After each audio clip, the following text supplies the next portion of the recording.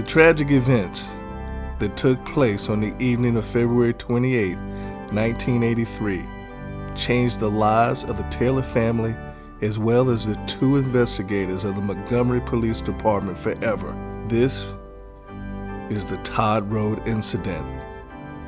You got to go. The Taylor family gathered in a small brick church in Montgomery, Alabama to say goodbye to their mother, grandmother, and family matriarch, Annie Bell Taylor. After the graveside service, the 20 or so mourners, including 83-year-old Susie Taylor, gathered at the home that she shared with her sister-in-law, Annie Bell, to pray, eat, and share stories.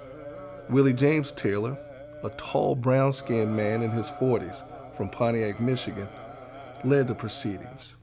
Mixon Taylor, Willie's brother, will be sleeping at the home of another relative. Mixon says his goodbyes to the family and requested his 21-year-old nephew, Christopher Columbus Taylor, to move the car that is blocking his uncle's car in front of the house. Chris and his uncle proceed outside where they say their goodbyes. He opts to park the car on the street near the house. While walking back, Chris is verbally accosted by two casually dressed white men in a late model green Chevy Malibu. A very scared Chris begins to run. A chase ensues. Chris's Aunt Lily Bell Taylor, a spunky woman in her 30s, hears Chris's screams and opens the door in time for a bleeding Chris to bound past her.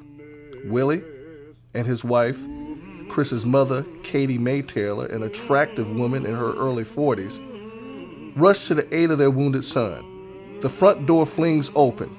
Standing in the doorway, brandishing his firearm, is Investigator Leslie Brown of the Montgomery Police Department. Willie, not knowing that this man is a police officer, disarms the officer and the two men begin to wrestle. Willie's brother, Warren Taylor, a black man in his mid-40s, and Taylor's daughter's boyfriend, Larry Hill, a tall, lean, light-skinned black man, and family friend, Jay Davenport, a slender, athletically built black man in his early 30s, began to beat Officer Brown while he screams that he is a police officer. The front door violently swings open again. Investigator Edwin Spivey. The frightened Spivey is shouting and waving his gun, attempting to get the mob off of his partner. Unaware Spivey is clocked in the head with a fire poker by Hill. The screaming and fighting awakens John Kennedy, the boyfriend of Esther Taylor, the sister of Willie, Warren, and Mixon. Willie removes himself from the situation to call the police. Johnny Taylor, Willie's 6-foot-tall, 190-pound college football-playing son, rips the back pocket from Spivey's pants. He sees a badge and other identification that corroborates their story. The men end the siege. The family and the officers hear police sirens in the distance.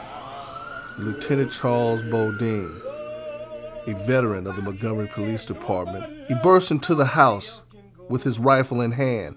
Gunfire is exchanged. Officer Spivey is hit.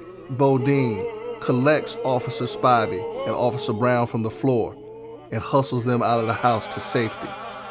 Half of the Montgomery Police Department descend on the Taylor home. The Taylor family surrenders to the Montgomery Police Department without further incident.